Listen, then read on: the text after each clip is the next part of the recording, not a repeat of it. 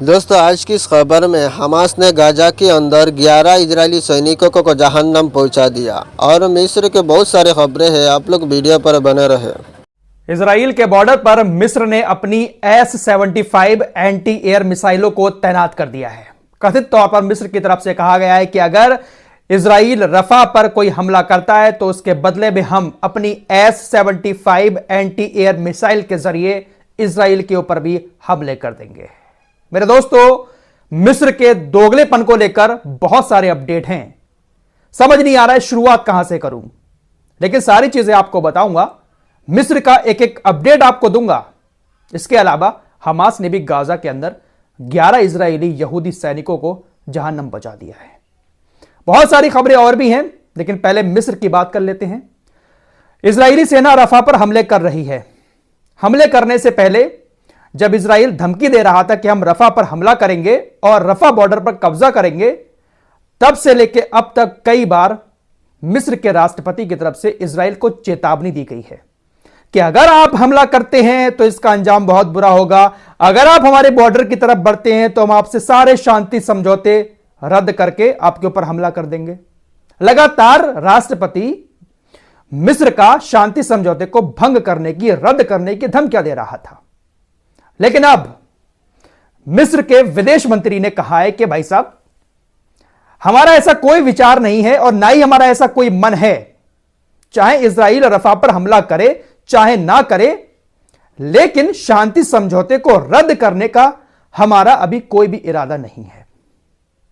राष्ट्रपति लगातार धमकियां दे रहा है कि हम शांति समझौता भंग कर देंगे अगर इजराइल ने रफा पर हमले किए। विदेश मंत्री कह रहा है कि हमारा कोई इरादा नहीं है, हमले हो ना हो, हम शांति समझौते को रद्द करने के लिए तैयार नहीं हैं। मिस्र का कुछ और दोगलापन आप लोगों को दिखाते हैं। मिस्र ने अपने बॉर्डर पर तकरीबन 40 टैंक तैनात कर दिए हैं, बख्तरबंद गाड़ियों को तैनात कर दिया है, सेना भी तैनात कर दी है। रात S-75 एंटी एयर मिसाइलें भी इजराइल के बॉर्डर पर मिस्र ने तैनात कर दी। कुछ ऐसी खबरें आ रही हैं कथित तौर पर कि मिस्र ने कहा है कि अगर जमीनी स्तर पर इजरायली सेना रफा के अंदर अपने ऑपरेशन को शुरू करती है तो हम इस मिसाइलों के जरिए इजराइल के ऊपर हमला कर देंगे। इजरायली सेना ने अभी जो हमले किए हैं वो हवाई हमले किए हैं। नेतन्याहू पूरा प्लान कर चुका है कि अब जमीनी स्तर पर हम घुसेंगे। जैसे गाजा के अंदर अपने टैंकों को लेकर घुसे थे, इसी तरह से हमारी सेना रफा के अंदर जमीनी स्तर पर कार्रवाई करेगी और अपने बंदूकों को वहां से छोड़ा कर लाएगी। इसी मामले पर कहा है कि हम इस मिसाइल से इजराइल के ऊपर हमला कर देंगे। कितना फनी लगता है ना इन लोगों के मुंह से इस तरह की बातें सुनना। देखते हैं कि भाई क्या करता है मिस्र। फिलहाल मिस्र को गाजा के लोगों की फिक्र नहीं है। मिस्र को यह फिक्र है कि हमारे बॉर्डर पर इजराइल कब्जा ना कर ले, इसलिए थोड़ा बहुत धमकाने के लिए बॉर्डर पर मिसाइलों को तैनात किया है। दोस्तों, एक हैरान करने वाली बात आपको बताऊं। इजराइल के एक रिटायर्ड जनरल जिसका नाम बरिक है, उसने एक बहुत बड़ी बात कही है मिस्र को लेकर। उसने कहा कि पूरे मिडिल ईस्ट के अंदर जितनी ताकतवर सेना मिस्र के पास है, किसी और देश के पास नहीं है।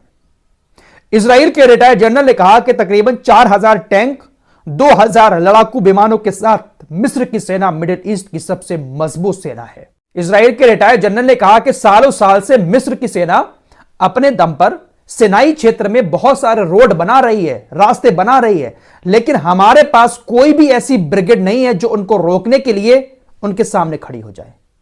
यार, बात तो बहुत बड़ी कह रहा है रिटायर्ड जनरल। क्या वाकई में मिस्र के पास इतनी ताकत है? वैसे अगर एक नजरिए से देखा जाए तो इजराइल अभी तक सिनाई क्षेत्र पर कब्जा नहीं कर पाया है। रफा बॉर्डर पर भी इजराइल अब तक कब्जा नहीं कर पाया है। सिनाई एरिया वो एरिया है जिस पर इजराइल की सालों साल से नजर है, लेकिन इजराइल अपनी सेना को वहां पर नहीं भेज पाया है। फिलहाल 100 बात की एक बात यह है कि अगर ताकत है भी तो उस ताकत का फायदा क्या, जब आप मासूम बच्चों और महिलाओं की जिंदगी को नहीं बचा सकते।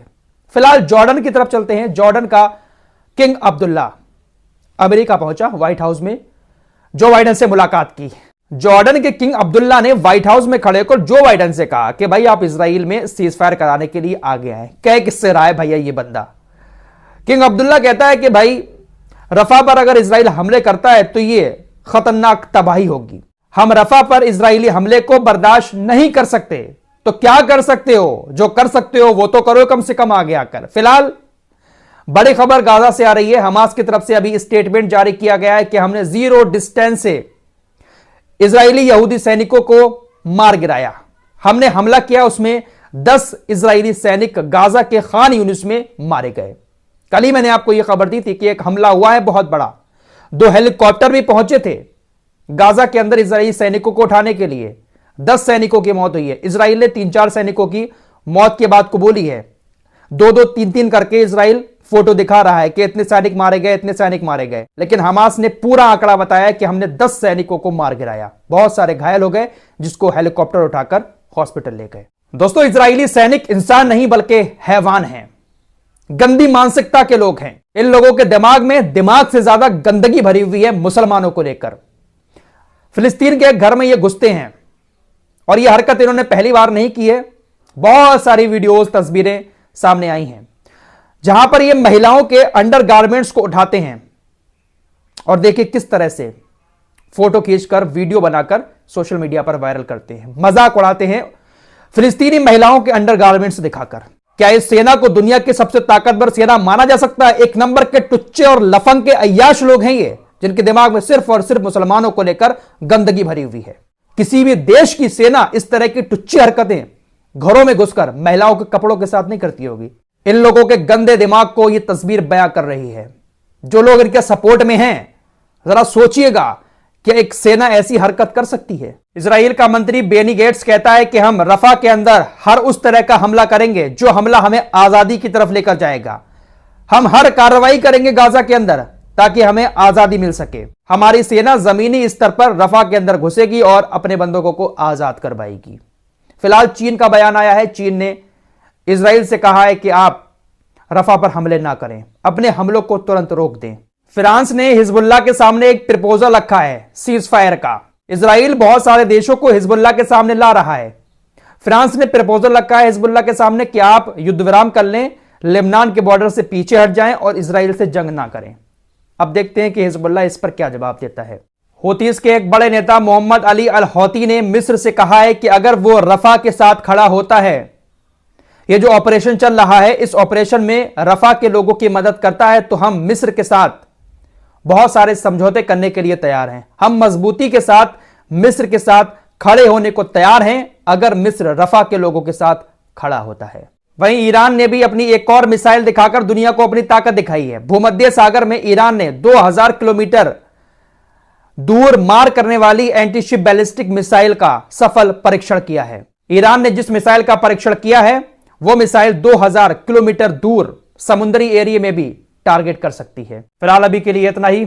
खबरें और भी बहुत सारी आ रही हैं। लेटेस्ट अपडेट पाने के लिए चैनल को सब्सक्राइब करके हमारे साथ जुड़ सकते हैं। दोस्तों, हमारे वीडियो पसंद आए तो फॉलो सब्सक्राइब कीजिए और साथ ही साथ उस चैनल को भी जरूर सब्सक्राइब कीजिए। मिलते हैं कुछ अगली खबरों के साथ, तब तक के लिए अपना ख्याल रखें। धन्यवाद।